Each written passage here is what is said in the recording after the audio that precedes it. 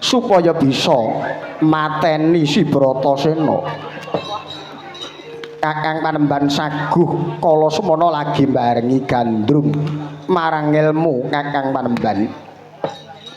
Ora wantara suwe sowan ing Praja Ngastina goleki Kakang Durna wigati bakal nyuwun diwejang ngilmu sangkan parane dumadi.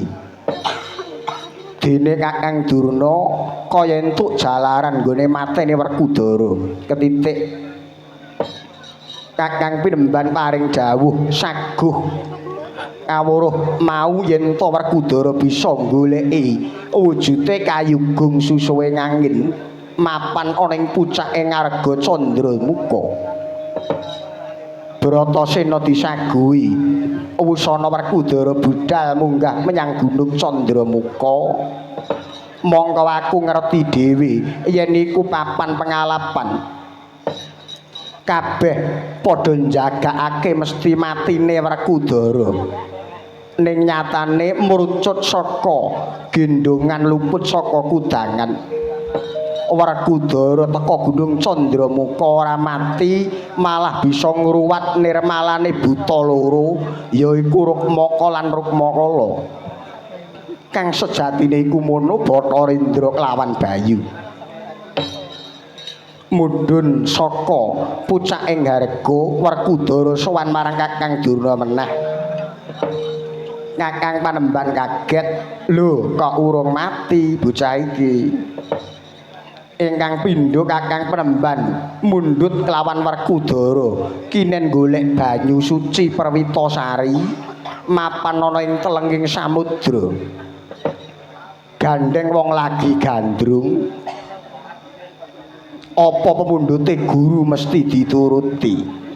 Mbuh gandrung babakan ngilmu apa babakan apa wae mesti dilakoni. Arek ya ngono to Kakang. Betul. Betul. Wong gandrung iku ora mung babakan ngilmu, nadyan to conto. Gandrung wanita apa-apa ya dilakoni. Ojek ngalor ngidul oke lho kuwi. Nadyan to mung sak semes, dadi yen to iku sipating wanodya tetep dituruti. Iya, kuwi ngono wong gandrung. Apa pamundhute guru dituruti, Werkudara ora dadak mikir dawa, pamit ambyur segara golek banyu suci Perwitasari sing dijujuk segara kidul jumujuk ing pelabuhan Minangkalbu.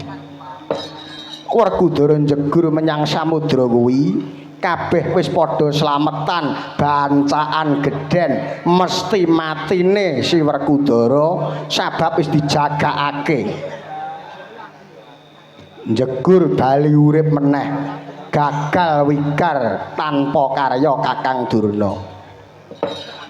Mula ora aneh dina iki nampa duka sabab ibarate gawean Kakang Sukalima kuwi dina iki durung rampung.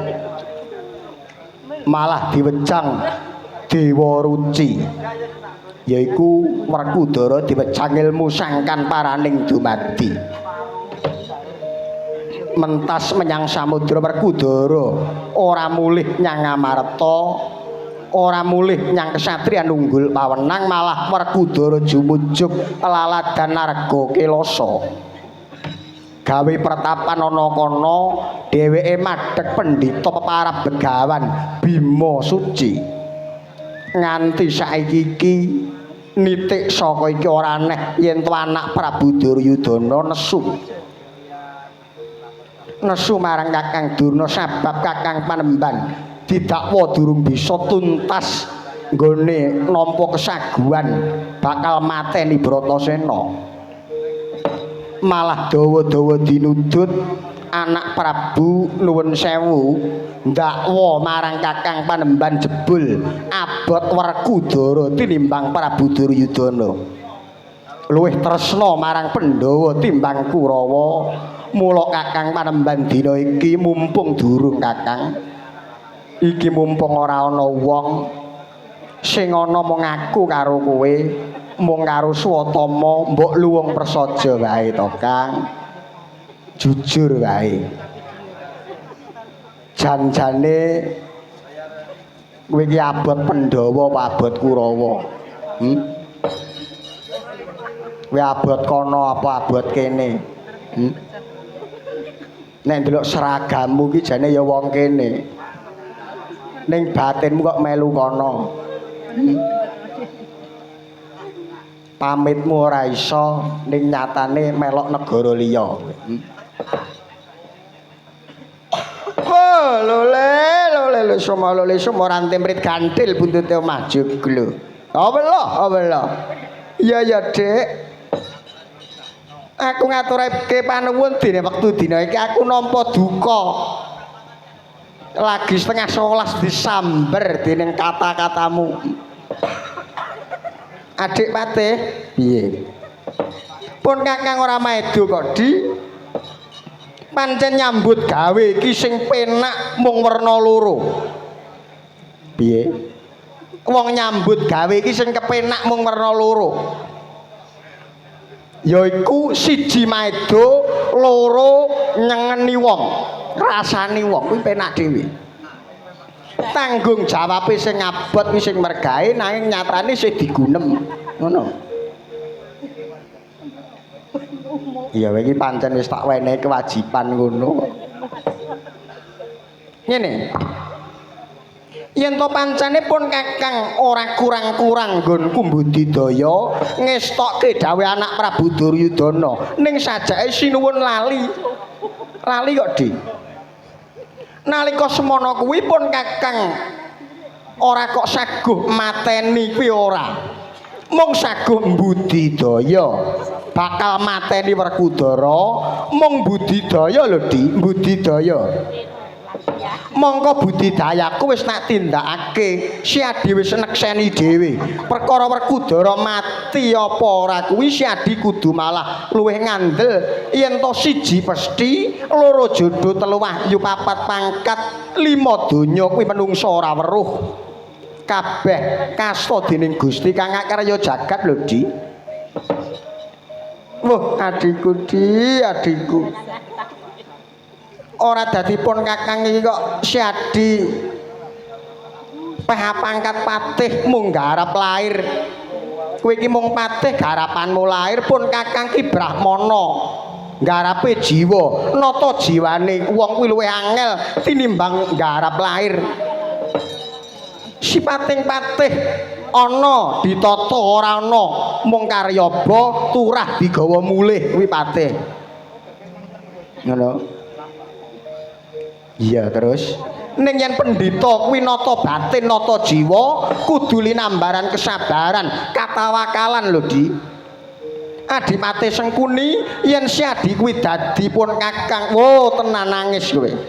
Kowe dadi durna nangis batinmu nelongso kok, Dik.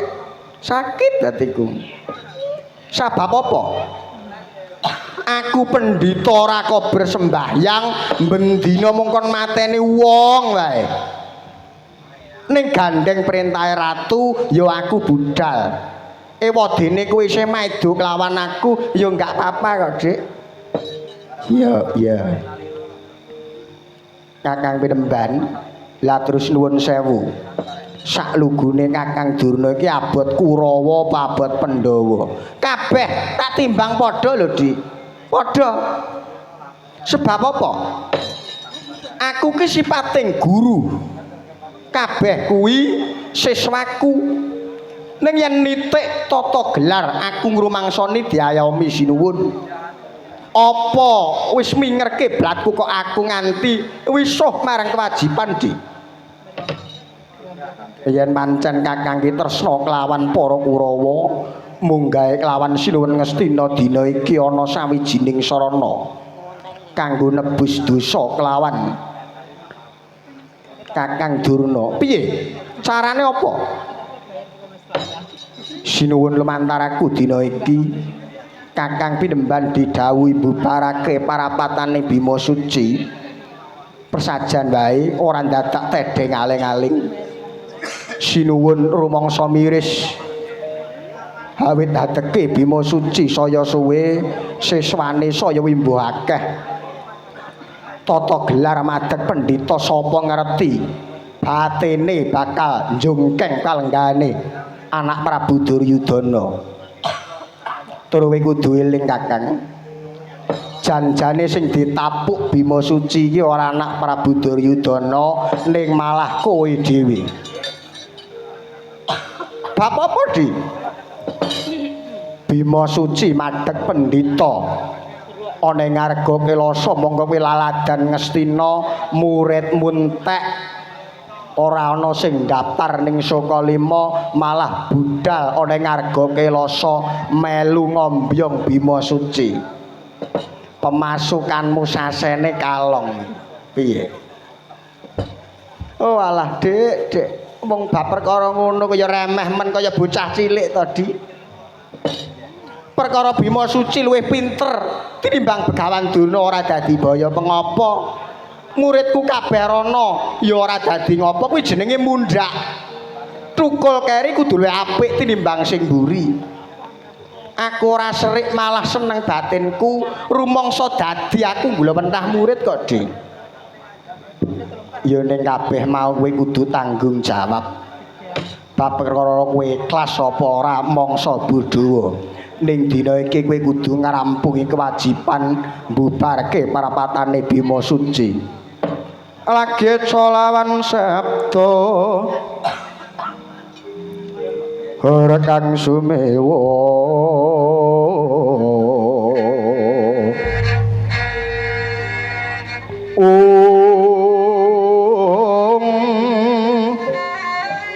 gegere pasewakan kata samyana arko won ten tirotomato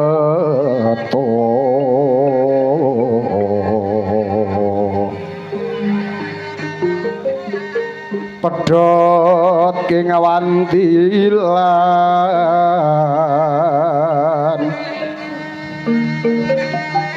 saweneh anarko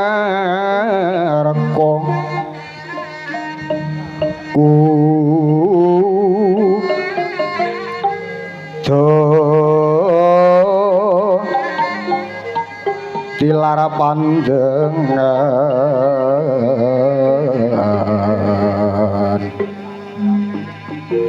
klesang swatama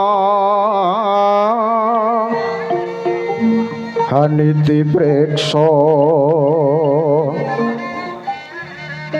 tarunaning kita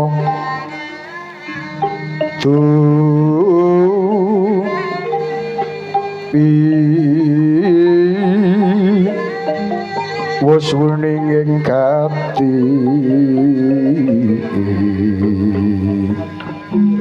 oh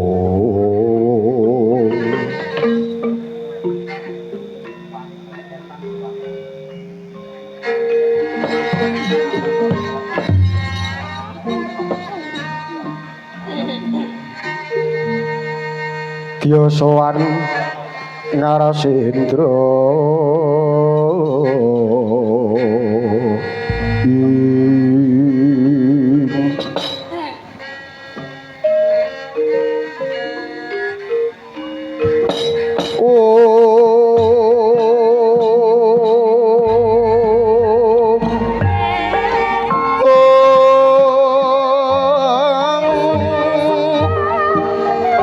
Pendhita Kinarya Wangsit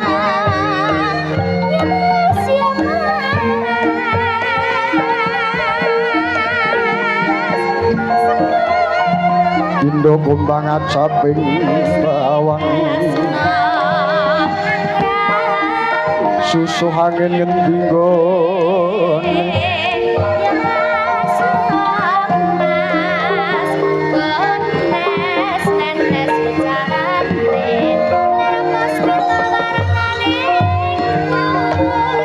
wau to kaya mangkono arep-arep pindha sata manggih krama lir sata hamat arangan nenggih piswane Yaksindragung saking negari Jongbiraji nenggih Prabu Karungkala nalika semana katingal maksa ndadap lengke-lengkeh angika padha dupi mangke caket ngarasane sang pinemban Begawan Durna sakala mangsah sembah tumungkul Amerikul kaya kenjema pertala mukane indung-indung ulu guntung samya kaget apa to darunane buta Ratu Agung temekaning praja temekaning pertapan Sukalima teka kaya mangkono wijining pangandika Begawan Durna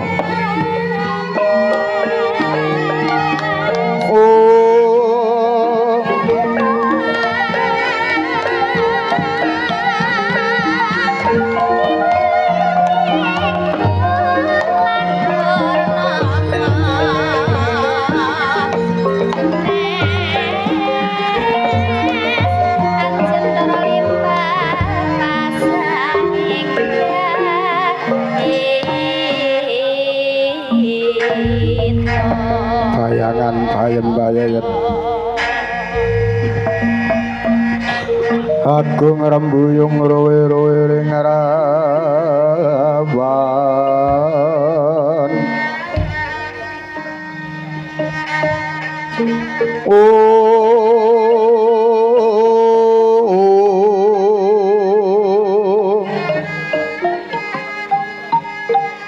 kara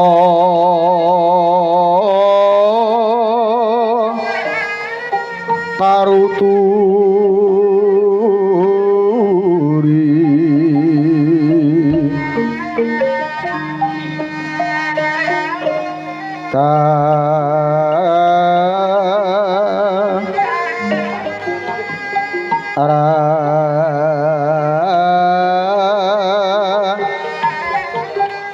ndang gundang kedondo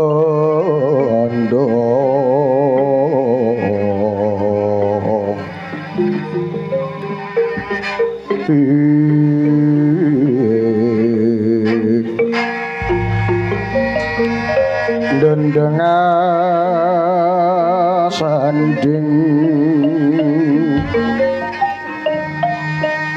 dung-dungan kude pengok-pengok manguk-manguk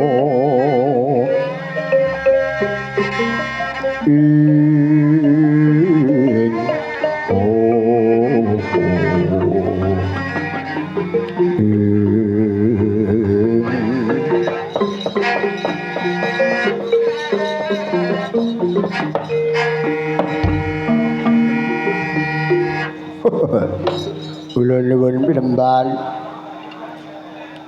mawantu-wantu nyuwun pangapunten kula Cumantaka minggah mati pacrabaan tanpa tinimbalan sangadi panemban wela dalah iki nek ana dayuh yaksa buta gedhe ngagem busana kanalindran mengko to Kisanak raharja sak praptamu Kisanak Iri pinemban lulus Raharja sowan kula niskala wangsul sungkem kula mugi kunjuk paduka wakadi panemban. Ya tak tampa Kisanak. Aja kasengguh aku ki tambuh labet durung tau weruh. Ora aneh yen aku durung wanuh mara diage. Prasaja Kisanak sira iku sapa? Pinemban keparenga kula menika matur katepangna kula menika Yaksindra wingking saking negari Jongbiraji nami kula Prabu Karungkala pinemban saka negara Jongbiraji Prabu Karungkala nggih pinemban banjur ana wigati apa temekan ana ing pertapan Sukalima kene Karungkala aduh pinemban katuri weninga kula menika buta sepuh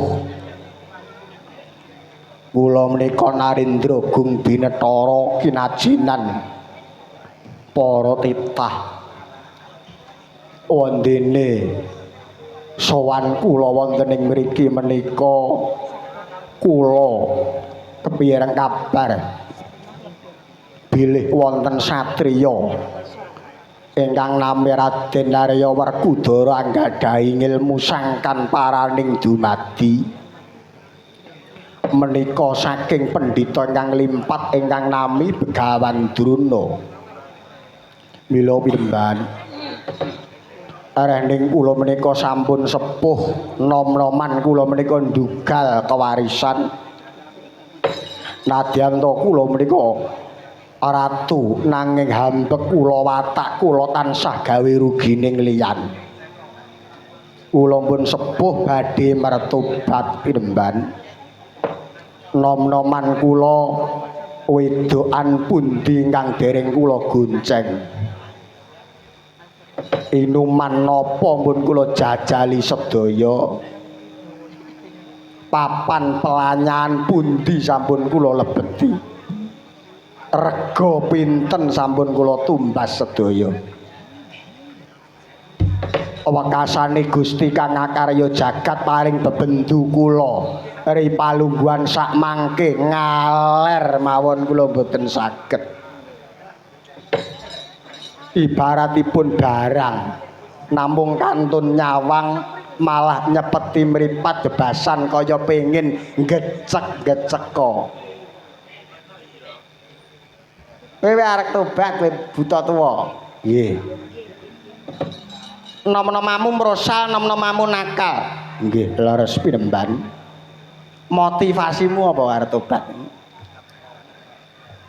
Kula nika pun sepuh ibarate srengenge mung kanthi mengglewang mengulon. Mung kanthi ngentosi dinanipun. Mula katinimbang ing mangke benjang kula mapan wonten ing neraka jahanam digodha malaikat ping 5 jira lupatma. Luwih becik kula menika mertobat sakniki. Ngono? Nggih. Riyen niku kula krungu wadan sirah kula kok ditonyoni wong akeh. Saiki krungu pengajian mangkat. Idolamu sapa? Gus Idam. Weh, jan buta iki ya tobat tenan iki. Nggih. Kowe tau ndelok wayang? Nemen. Dalange sapa? Nika. Banjaran nika. Ngene. Tak kandhani. Lakumu wis bener. Wis tuwa sing diarah apa mung sabar narima besoke supaya slamet ana ing alam tepes suci kuwi kudu mertobat. Sing mbok jujuk saka 5 kuwi wis bener, wis trep, wis betul. Kowe krungu kondi saka 5 kuwi nampa murid sing bakal diwejang sangkan paraning dumadi. Bener ngarep nika terpampang nyata. Kula kepireng kabar teng mriki menika sampun kondang dumugi manca negara. Saka 5 ki nggih leres. Krungumu saka 5 ki apike piye? Penditane sabar, baguse tanpa upama. Bareng we tekan kene. Iya. Jare kondange Begawan Durna, sekti-sektine menungsa ning jebul wonge mung cilik. Ngono? Nggih. Apa kowe kuat nampa pitukane, mujuti pitukane bakal nampa kawruh sangkan paraning dumadi? Karung kala napa pitumbasanipun? Bondo donya kula gadah, Raja Brana Mas Picis kula gadah, tumpakan sing lawas gadah, sing anyar gadah. Rega mirah gadah, rega larang gadah. Kowe iki buka dealer apa? Nika koleksi kula. Hun. Pendhita Durna ora butuh tumpakan apik, ora butuh dhuwit akeh. Nek mung tumpakan aku duwe jaran. Ngono? Jaran sinten? Wis ora usah ditawake. Butuhe jaran ana. apik ulune. Ben bengi atompaki kalungking toklak-toklak ngono ae. Bathari Wilutama. Heeh, kowe tak ngerti maca buku. Kuat nampa pitukane yaiku mateni Pendhita Arga Kelasa Begawan Bima Suci. Putra Pandhawa tata kati wisaya Indriyaksa Sara Maruta mawana pana marakana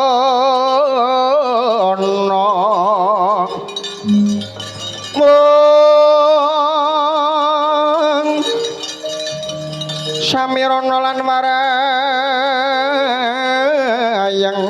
onco bayu isikan gulingan limo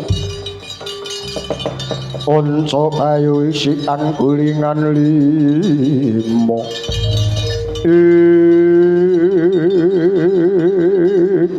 Rata Piremban menawi terang terwaca dawuh paduka kados mekaten kula sagai eri palungguhan sak mangke kula nyuwun pamit ngeras pantes nyuwun tambahing berkah pangestu mboten ngantos kenthong subuh Bima Suci sampun prateng lalis Piremban.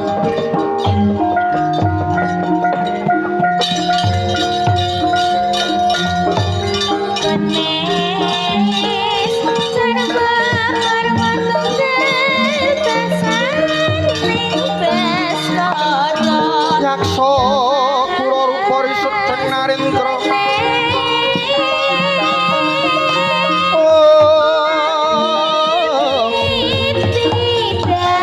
narendra yaksa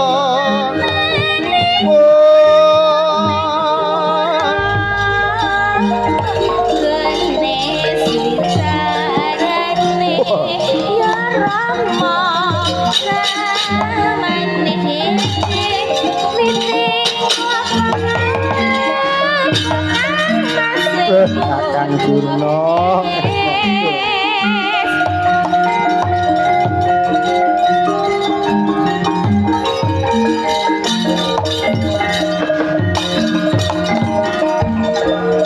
para taruna anggotya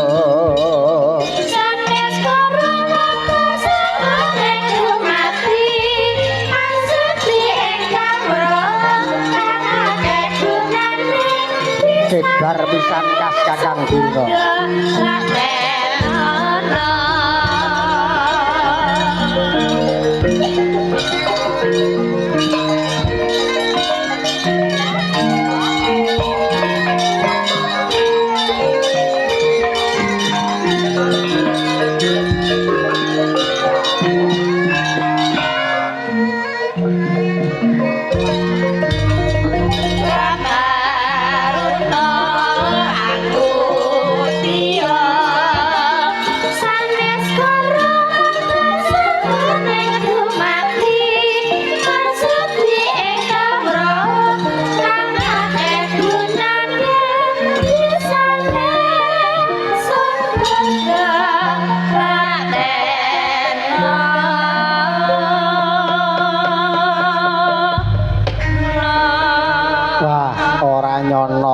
Giwa jebul Kakang Durna iki nyata temen-temen tresna marang para Kurawa. Ndak pikir embukmu ket ngarep mbelani kelawan Pandhawa nanging entek-enteke kowe luwih pilih Kurawa. Kingko mesti Bima Suci mati sabab saka Prabu Karung kala iku mau. Mati yo ben ora yo ben. Iki piye to Dik Patih? Aku ngene iki jane terpaksa kok.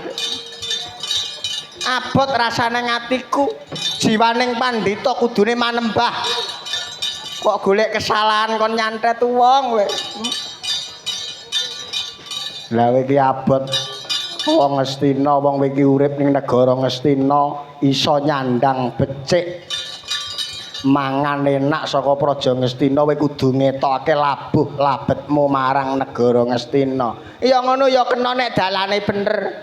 Nek dalane kaya ngene iki aku bingung. Yen ora tak labuhi engko aku ora mangan. Nek tak labuhi kok malah ndeder wisa nampa dosa. Urip ing jaman pungkasan ya ngene iki, Dik. Yen ora ngedan, ora keduman, ora mangan. Udut. Ya. Matur nuwun sing akeh ya Kakang Durna.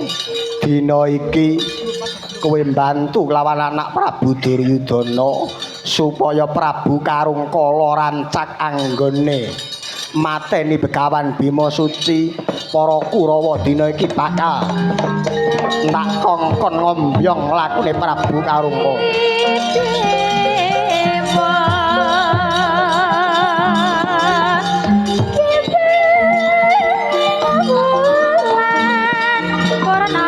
Jaluk pamit Kakang Durna. Ya, hati-hati.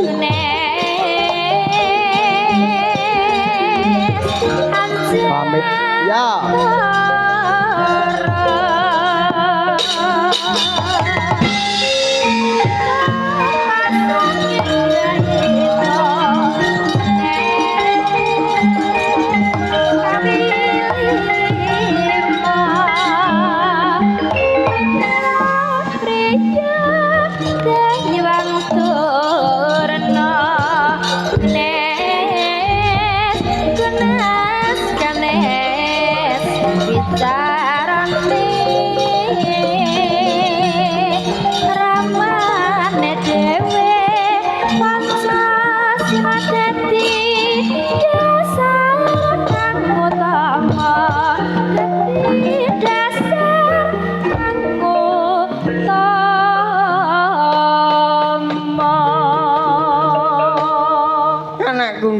Swatama wonten dawuh apa? Ndak sawang kok pendirangan kulatanmu rada merbabak abang praupamu ana apa Swatama? Ih, Kanjeng Rama persajan kemawon. Kula radi serik kalian Paman Patih Sengkuni. Mentala damelawon dhateng Kanjeng Rama manut dawuhipun menika wau. Aduh Kanjeng Rama, upami sanes pepunden utawi tamu sampun kula glandang wau-wau. Aja Ngger, aja. Sing sabar. Aja kaya ngono Ngger Swatama. Nadyan aku ora maido kowe iki bocah nom. Ning tak jaluk aja sok keras budi, kurang teliti ya Ngger. Tak jaluk aja sok Kladuk wani kurang deduga kuwi ora prayoga. Kudu sing sabar atimu. Ngono, Ngger. Sabab sumrupa ingkang nglugune Gustiku seneng wong sing watak sabar, Swatama. Lan kowe aja nganti pangling karo pamanmu siji kuwi mau. Nek watuk ki gampang ditambani, nek watak ki